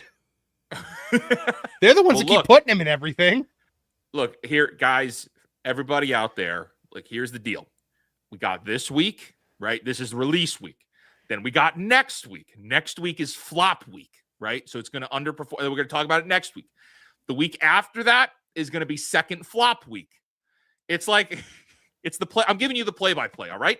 Right. The week after that. Now, also 2 weeks later, we're in He-Man. So we're not going to be talking about this as much. We're talking about He-Man. We're talking about Scary Movie, which is coming out the same day as He-Man, by the way. Week after that, Toy Story. And I think there's something else dropping in May. I don't remember what it is. So much happening. I know that, like, so we are going, you know, I feel like I'm going to have to see this movie at least 3 times, by the way, because I have to see it, you know, on Thursday, and then my wife's going to want to see it. So I'm going to have to go over the weekend. And then I'm pretty sure at some point this month, we're getting together with, like, Lauren and a bunch of other people. And I know he's like, he already said, like, we should go all see it together. I'm sorry, Lauren. Yeah. Look, the more I hear about this movie and the more we keep hearing that it's just 2.5 hours of action that's meaningless, I don't want to see it. I don't want to see it once. I'm certainly not going to want to see it twice, especially when there's other movies out that we, like, kind of need to see, like Backrooms. What was the one, like, line from one of the reviews? It was like, it's offensively inoffensive or something like that. Like, Star Wars has one of 2 like functions at the moment, right? Like, it's either going to be something that is so safe and inoffensive that, like, nothing happens and you're wondering why they even bothered to do it, or they're going to take a machete to George Lucas himself and rewrite the lore in his blood. Like, there's nothing in the middle. It's either, you know, because you have things like, you know, Skeleton Crew and the Force Awakens and stuff like that. And then you have, like, The Last Jedi and The Acolyte. Like, it's one of the 2 extremes. Look, I just don't. We're going to see it once. But Lauren, if you're out there, if you're watching, I don't know if I have it in me for a second time, bud. We're gonna have a fun time, but I don't think it's gonna be wasting 2.5 hours at the. We're gonna have more fun going to Denny's. We are going to Denny's. We are going to Denny's to get the He-Man meals. Yes, we're doing a caravan of us getting together and driving to a Denny's. I don't know how far it is from where we'll be, but yeah, the whole crew, we're going to Denny's to sample the He-Man menu. So that'll be fun. We're gonna do a video on that. Flying blind on a rocket cycle for a 199 says, someone get that Mando a glow stick. Wrong channel, my friend. Wrong channel. So I have a couple of clips of it in my video that came out today, but I put other songs to it, like It's Raining Men, or, you know. Look, man, when I woke up after having done the pro show on a Monday night, I woke up on a Tuesday a couple weeks ago, and you were singing the Summer Sizzle? Spring, it was stuck. Not the Summer Sizzle, the newest one, which is the objectively the worst one. What is it? The Spring something? Spring Spritzel. And I couldn't get it out of my head. Is that the one where it's like, hey Disney, come back now, bring Peepaw back now, Mando Avengers, set them free. Like that, that one's been in my head for weeks. But the line with Brie Larson in it, I'm like, why is Brie in this? Yeah. She's redeemed herself. She doesn't need to be in this. Oh yeah, even Brie said no or something. Even Brie said no. Oh. Yeah, it's. Oh wait, I a think partridge in a I pear was tree, thinking of the folks. winter whiz. I think I'm thinking of the winter whizzle, not the springtime spritzel. Yeah, the springtime spritzel is too much for Mhm. me. Too much for me, man. But anyway, thank you for that. All right, over on your channel. Chef Eddie for 5. I heard Beardo was supposed to be at this Pascal event, but Brett Cooper took his seat. I heard it the other Oh. way around, that Beardo took her seat. Beardo And, did take her seat. Look, we have a live reenactment. Oh my gosh. This is it. This is what it looked like, folks. I'm not here we party to find- this, Beardo. Here we find Beardo. This is the real Beardo, by the way. Took Brett Cooper's seat, and she went and got it back, and she had to scold him to get it back. You could see he was trying to be very a good clearly at the Netflix fight event, right? That's where they were. Look, you can see it in the back. I'm trying to be a very good friend and not look at it. Zoom in. There you go. Uh, Shout out to Beardo, man. Shout out yeah, to Beardo. he probably needs it. Sadly, well, no, not sadly. All I can say, Tuesday night's main event tomorrow is going to be utterly insane. Like that chat is going to eviscerate him. Yes, it will. Yeah, it will. Thank you for that. Okay. Cisco's Sistar over on my channel for 5 says FNT running gag. When Az takes a break, he is dead to the other show hosts and gets resurrected when he comes back. Oh. Also, he is from New Zealand, not the UK. Is that true? I thought he was from the UK. I think he lives in the UK, but I didn't know he was from New Zealand. I didn't know he was from New Zealand. That's lore to me. I don't. Is that the hidden? Oh no, not the hidden. The sacred Jedi text. I didn't know that. But now I do. Thank you. Robin 10 for a 5 says, I saw what they did there. Pedro referenced going with his nephews as a tilt to family. They doubled down with family experience. Except they don't do anything with families. They just wink. It's obnoxious because they like wink nod about, oh, this is a family event, but like it's not. You don't show families. You're not actually like showing kids being excited to see this or participate in this movie, which is bananas. His accent's not even New Zealand. I thought he was Like 100% British. I'm pretty sure he is. I'm looking at the chat right now, and Argentum is saying it's not true. Quartering thought he was from New Zealand, and it's like, well, then we're definitely not going to repeat that joke. Oh, so it's the fake news lore. It's not the sacred Jedi text, buddy. Whoa. I love those guys. I've been watching so much of their stuff lately, and like I didn't even know they existed.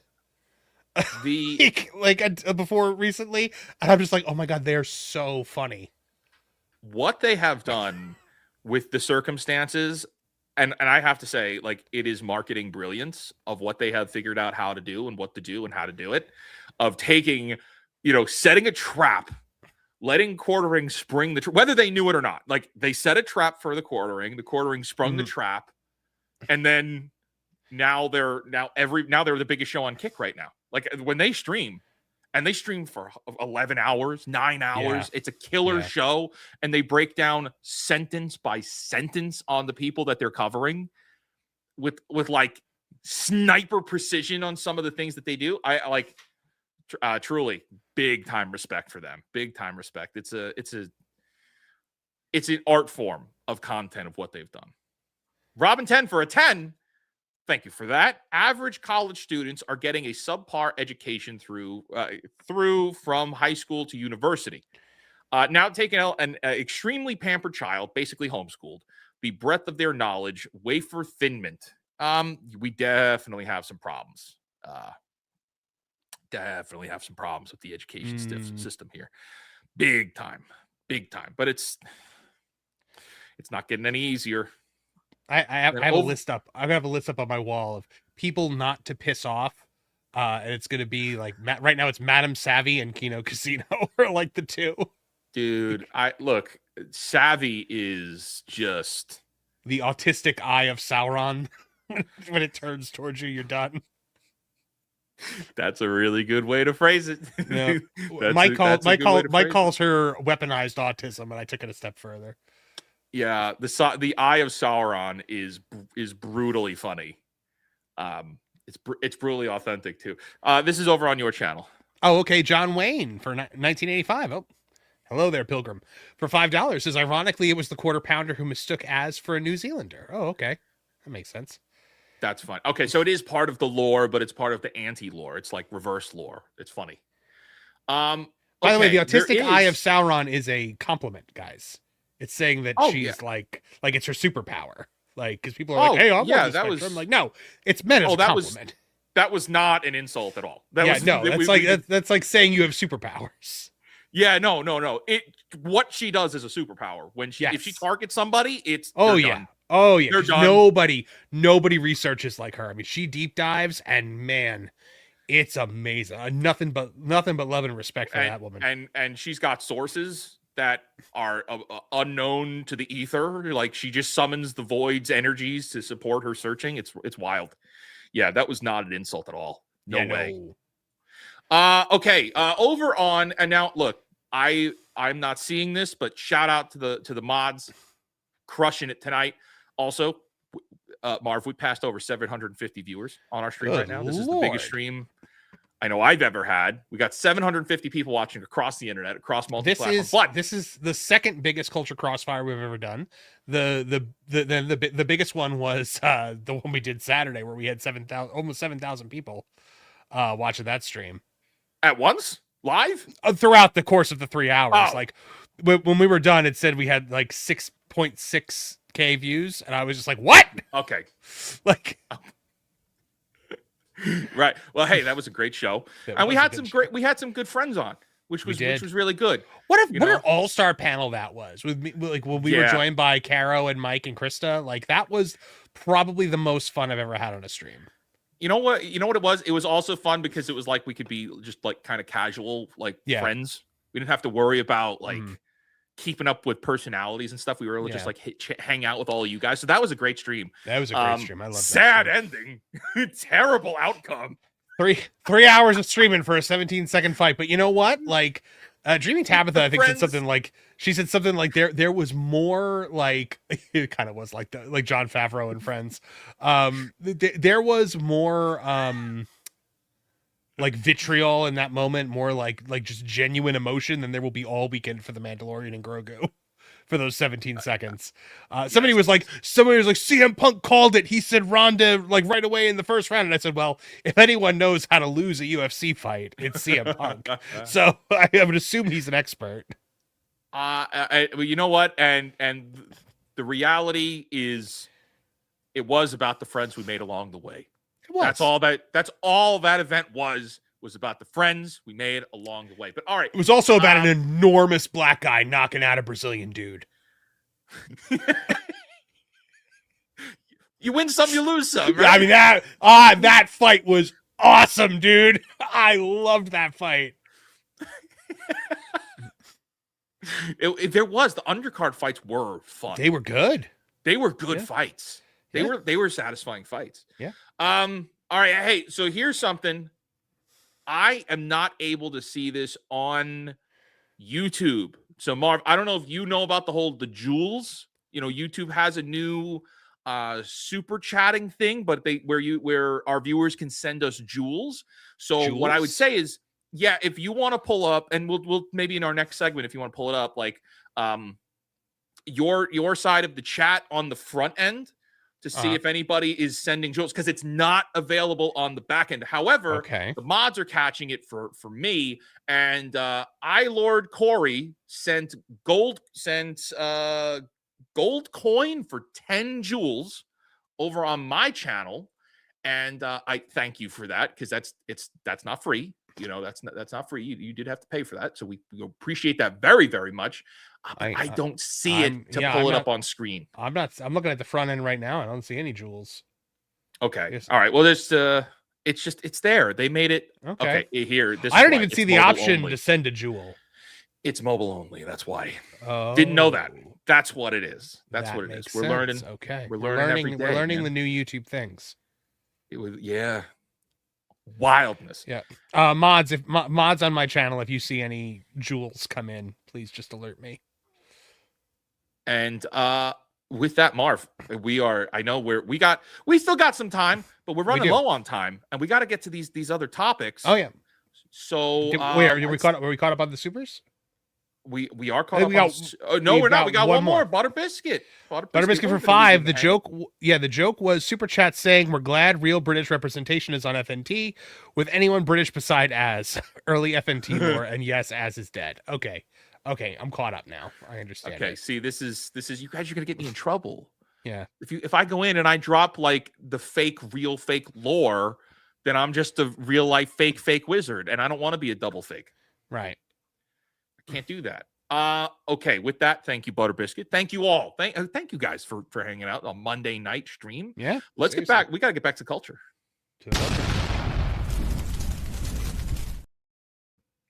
All right. This is a quick one. Just, it's just shocking that a game that was so popular and sold so well, Wizard, and was such a huge success, just completely petered out. I'm shocked that more people aren't talking about this. I think they will. I think this storm is rising on this one.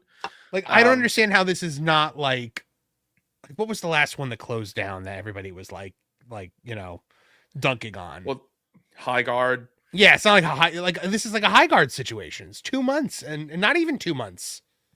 Or I think it was almost exactly 2 months and then shut it down. Yeah, this is legendarily bad, right? So Ghosts of Yote, Legends Online Multiplayer, support ends after just 2 months. Brought to us on geeksandgamers.com by one Marvin Montanero. So do you want to take us through like what is going on here? What does this mean?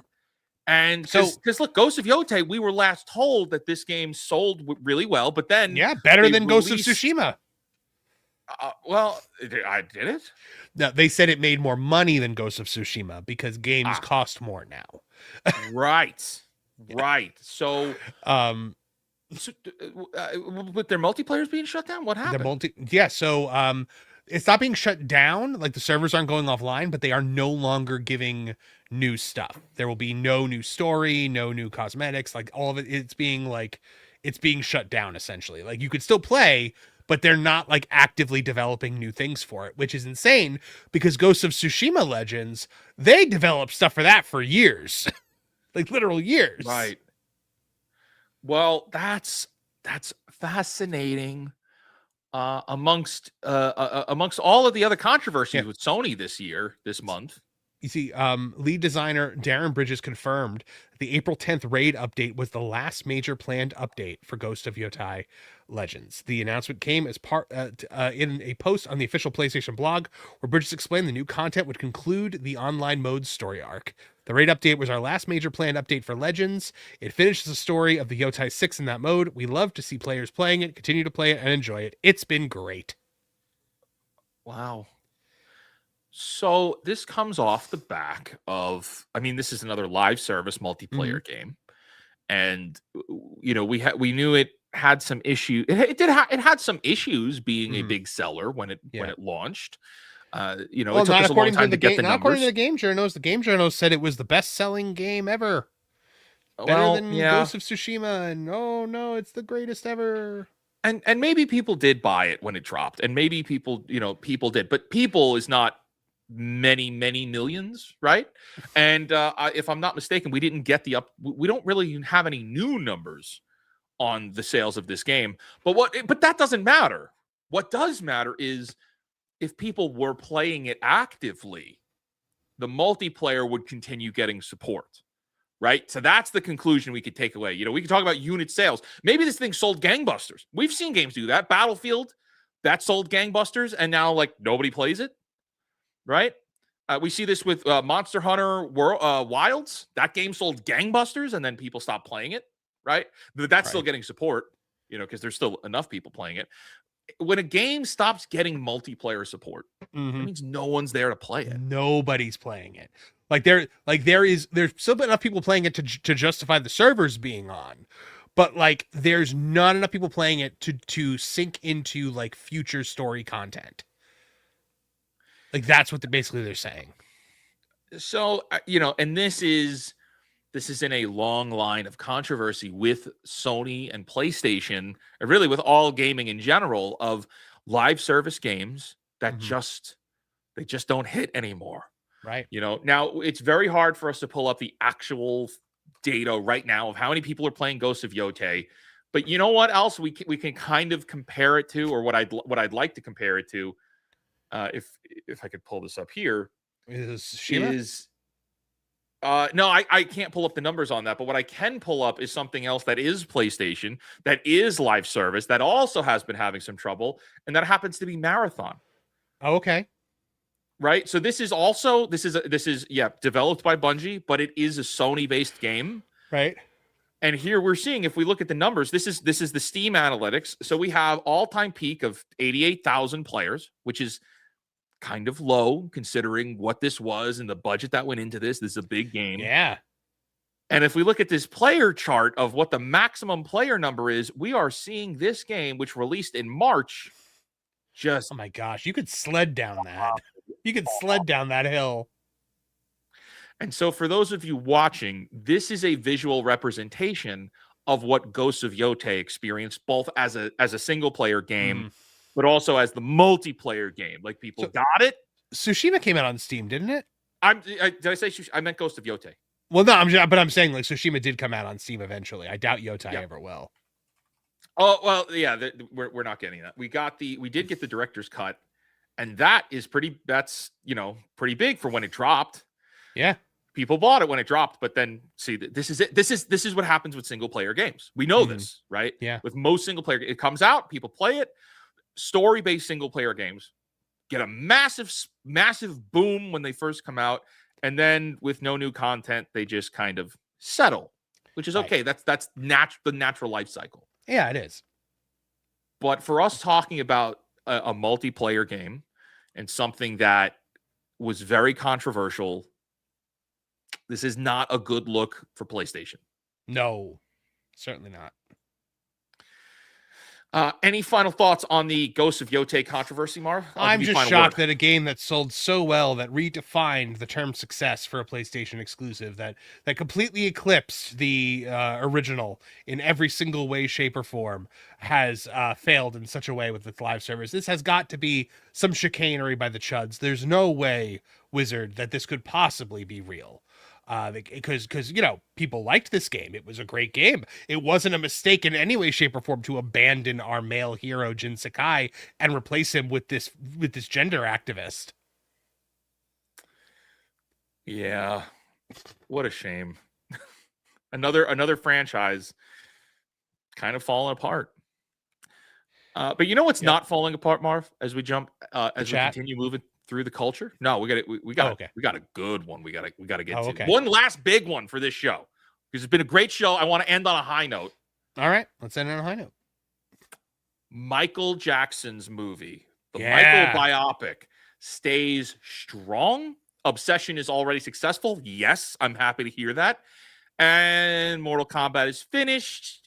Also happy to hear that. This is coming to us from OMB Reviews. Shout out Odin. to Odin.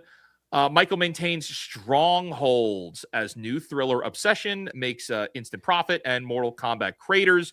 Look, Odin is going to go on here to talk about how the Michael movie, it reclaimed. I wish it wasn't named Michael, because I want to say the Michael Jackson movie, but I know the Michael movie, it's going to be $1 billion hit, Marv. It's on track for $1 billion. It is. So right now it is. So it has already surpassed Bohemian Rhapsody domestically to become the most successful musical biopic in domestic history. The worldwide box office, it has to pass, I think, 900 something million. So I think it's on its way to that. So, I mean, astronomical though, with all the movies that have come out since Michael, that now all of a sudden Michael can reclaim the #1 slot at the box office in its 4th week. And I have to say, I kind of saw this firsthand, because my wife really wanted to go to the movies Tuesday night. She wanted to go see Michael again. And I said, okay, well, we'll go see it. We'll probably have the theater to ourselves. It'll be nice. We'll get some popcorn, we'll get some soda, and we'll watch Michael. Theater was full. I was shocked. The theater, full. like, we were in a full theater. I mean, there was maybe a handful of seats left. Like, it was a full blown theater Tuesday night on a random week, in the 4th week of its release. So this is absolutely insane that it was able to rally like this. I'm happy to see it. I really loved this movie. I thought it was great. And Second time around, it's even better. Really? Yeah, I loved it again. I don't know. Maybe it's just me, and like I don't have a lot of free time to go see movies a second time. I'm usually a one and done kind of viewer, unless it's that thing unless it's something that really like blows me away and I got to see it a second time. This wasn't it for me. So and maybe that's because maybe I don't have an emotional connection with Michael Jackson. I wasn't a Michael Jackson fan going into this. I mean, I will say if it wasn't for the fact that my wife was like, I really want to go see Michael again, I probably wouldn't have gone to see it again. Right, but that's it though. But people are like your wife saying like they want to go see this, and because she's been listening. Yeah, she's been listening to the soundtrack since we saw it the first time. Like, I mean, she's been on the soundtrack. She's been listening to Michael Jackson's music since since we saw it the first time, and I could tell that she's just kind of been itching to go since we've been listening to that. Since she's been listening to that, and yeah. She wanted to bring her family over the weekend. Her brother didn't want to go, so she was like, will you take me? And I was like, yeah, absolutely. We'll make like a little, like Tuesday nights are the one night of the week that I usually don't have a stream. So I was like, yeah, absolutely. And Tuesday night movies were like like popcorn was discounted. It was great, but I was shocked at how many people were there. Well, you know what's helping that, and you hit the nail on the head here. If we jump over to Billboard, Michael Jackson rules Billboard Artist 100 for first time thanks to continued Michael biopic success. One thing I noticed in the second viewing, though, I went back and I watched a bunch of like his music videos and like classic performances, and like the first time he did Billie Jean when he broke out the moonwalk for the first time, and they recreate those in the movies, and it is dead on. It's good, man. Yeah. It's close. It's really like kind of uncanny. By the end, where he looks really just like him, like there's those couple of shots where it's so bright that you just kind of see like the silhouette of his face and it looks just like him. That's pretty cool. I mean, it's got one of the greatest endings of any movie ever with him doing bad. With like the steam coming out of the stage, and so good. We talked about it when the movie dropped a couple weeks ago. I stand by what I said. I don't want a sequel to this. I like it just the way it is. You're going to get a sequel to this. Well, so this is what I said to my wife. I said, if we get a sequel to this, it is going to be so depressing. And it's like all the good music. This is going to be Wicked. It's going to be Wicked. It's going to be Wicked and Wicked for good. Because like Wicked Part 1 had all the good music and all the rise. And Wicked for Good had all like the dour songs and like the not nearly as iconic stuff. And maybe one or two good ones, but it was just all fall. And that's what this will be. It'll be drugs, and it'll be tragedy, and it'll be death. And I'm accusations. Not really... Oprah Winfrey. Oprah, yeah, I don't need to see Oprah. It's I really feel like, why can't we just, look, I can't speak for the Jackson estate, but you're making money like crazy now. Like crazy. Probably made more money off this movie than he could possibly spend in a lifetime. But also, like, people love Michael Jackson right now. You've got a lot of people, like, time has passed. A lot of people, even myself included, are a lot more open-minded to hearing other versions of the story and maybe being considerate about some of the sources with the allegations. And there's a little bit more optimism to his name than there was over the last decade, really. And now, like, you've got, like, it's a Michael Jackson renaissance where people are happy to hear his music, and this is how his legacy should end. Not end, but like, this is how his legacy should be. It should be positive, and he faced his dad in the movie and he overcome that obstacle, right? We don't need anything else. Yeah, you know what I want to see? I want Jafar Jackson to get his flowers and get his career, not being Michael Jackson. I want to see the next Jafar Jackson project next. Here's the thing, Wizard. I agree with you. We don't need this. The movie studios made a lot of money, but what is the one thing that movie studios want more than anything in the world? All the money. More. money. They're Disney princesses essentially. They want more. Yeah. Like you ever notice like that's the one thing that every Disney princess wants is more. Like Yeah. that's every movie studio. They can't leave well enough alone because they want more. You know, its number must go up. And the Michael movie did well for us in 2026. Q1 of 2026, we did or Q2, we did good. But you know, how about Q2 of 2028 or 2029? Let's get another Michael in there. You know, we don't care if it sullies the legacy or the amount of money we'll continue to make moving forward from this. Like Bohemian Rhapsody. Bohemian Rhapsody introduced Freddie Mercury to a generation that would not have known him without it. Absolutely. Same thing with this. Yeah, and I think Rocket Man introduced a new generation to Elton John, and 100%. the Bruce Springsteen biopic introduced absolutely no one to Bruce Springsteen because nobody saw it. No one saw it. It makes me so happy. Stupid old lesbian. But the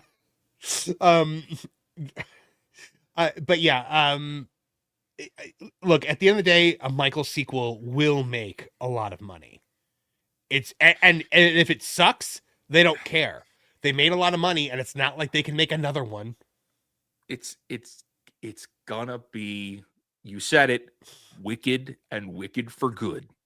Yep. Both of these movies. Here, look, but here's the difference. Michael is on track to clear the $1 billion, Marv. It is. Wicked 1 couldn't do it. Yeah, no, it couldn't. It couldn't do it. You're right. And Wicked for Good Michael certainly will. couldn't. Wicked for Good did not come close. That was out of the zeitgeist before Christmas. Yep. So there you go. I don't know, but man. Good for Michael Rita. And honestly, a lot of Michael's success, because I did write about this today as well over on That Park Place. A lot of that success came from the fact that Michael was put back into premium formats, which means they drop kicked Mortal Kombat 2 out of the IMAX theaters after the first weekend and put Michael back in there. That's interesting, isn't it? I think it's deserved because well, if Mortal Kombat was making money, it would have stayed. You know, it would have stayed. Obsession this past weekend wasn't going to take over the premium formats at all. Let me ask you this: what do you think the next biopic that could make $1 billion would be? I have no idea. I think I know. You think it's there's supposed to be a Beatles one in the works now. That one would do really well. Not the one I was thinking. I think a Walt Disney one still has the legs to do it. They'll never do it. They'll never do it, and they'll never do it right if they did. They'll never do it because, like, when you start to do like when you start doing anything around Walt Disney, people like Meryl Streep come out of the woodwork to talk about what an anti-Semite he was, and you know, like all this. Like Walt is too problematic for them. They're never going to do that. No, the biopic the musical biopic that I think can make $1 billion. Dolly Parton. You're 1 billion times correct. I told you. Yeah. She's loved by everybody. She is beloved. Dolly Parton. The last time I was at Dollywood, she was there. I got to see her. You don't know when she's going to be there. She just shows up. And so we're walking in, and I'm with Vash and Ron Bradley and a couple of other people, and my phone rings, and it's Pro, and he's already in the park. And I answer the phone, and he goes, I'm like, hey, what's up? And he goes, Dolly's here. And I'm like, get out. She came down with a parade and waved to everybody, and man, Dolly Parton, they're massive in person. Played by Sydney Sweeney. There it is. There's $1 billion. That $1 billion movie. It would not be Sydney Sweeney, though. It would end up being Sabrina Carpenter. I think it still makes $1 billion. Yeah. With Sabrina Carpenter. Yeah. Yeah. Well, it might, as long as it's not Hannah Montana. Miley Cyrus couldn't do it. No. I know they're friends, like IRL, they're friends. Yeah, no. But like, that wouldn't how work. how old is Miley now? I don't know. She is 33. Mid-30s? Yeah, she's mid-30s. 33, but she looks like a used up drug addict. So no, she cannot play Dolly Parton. It's because she You did need a that- lot of drugs. Dolly is her godmother, as they say in the chat, but like you need a very wholesome person, I think, to be. I think Sabrina Carpenter would actually be very good for that. She's I kind of got actually the think it would- look. Yeah, no, she's That would be totally a good got the look. movie. So it would be Sabrina Carpenter or Sydney Sweeney would be perfect as Dolly Parton. Yeah, after seeing after seeing the Sydney Sweeney biopic where she was a fighter in Christy? 2020, yeah, after that I don't think she's got it. Okay. I wouldn't want to see her in something like Dolly where it's got a. I think Sabrina Carpenter would be better personally. Okay. Because I mean, there's a lot of meat on a Dolly biopic because, like, she basically signed her life away to that one guy that gave her break, like, and she had to like work really hard to get out of that contract. Like, I think it would be great. Yep.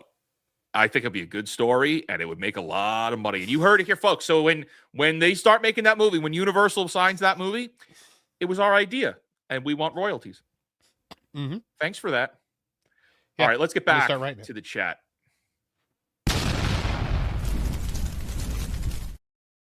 All right, my friends. What an awesome show we've had. What a great show. Hey. Coming in over on my channel, we got Death Star sent gold coin for 10 jewels.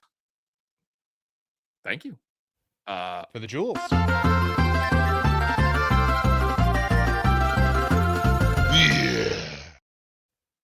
I do love that one. It's no Lord of the Wings, but it's cool. I think Lord of the Wings is too long. No, I don't think it's long enough. Really? Dude, I laugh every time. I cry laughing at Lord of the Wings. When Lorne in the battle armor is eating the chicken and Yes. the sauce just shoots out and lands on his armor beard, and yeah. it stays there. It is the funniest thing Pro's ever done. It's good. Summer Days for a 2 says, how do you make another one though? Talking about Michael 2. They'll find a Unfortunately, way. there's a little bit of lore there that is not going to be very nice to see on the big screen. I don't want to see it. I don't want to see it. It's not going to have the happy ending, and it ends with his death. So I'm happier the way, like, remember him the positives and stuff and having fun and like that. Look, if they bring it back, we could do a Michael 2 on one condition, Marv. We need to get Paul McCartney. Somebody needs to play Paul McCartney to tell Michael to start buying music rights, and then we need to buys the Yes. Beatles music. That is the only way. Like, I want to see a live reenactment of Michael Jackson buying the music rights.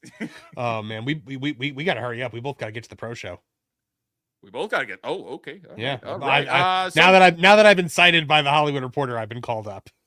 You have been summoned. Okay, Summer Days for 2 says Sydney Sweeney should make a Harriet Tubman movie. I agree. Directed by Christopher Nolan. I was going to say I don't think it'll get funding, but after you said that, it's possible. It is possible. But all right, my friends, this has been Marv. This has been a really great show. We've had nearly 800 people watching across the internet. Shout out to all of you guys. Marv, what do you got going on this week? Where can people see you? Oh gosh, tomorrow morning, M4cast AM, me and Lauren Connor at 11 a.m. I'll be on the pro show tomorrow. We got Culture Crossfire again Thursday at 9:30 a.m. and then M4cast Thursday night at 8 p.m. Eastern Standard Time. Please subscribe to my channel, the M4 Empire.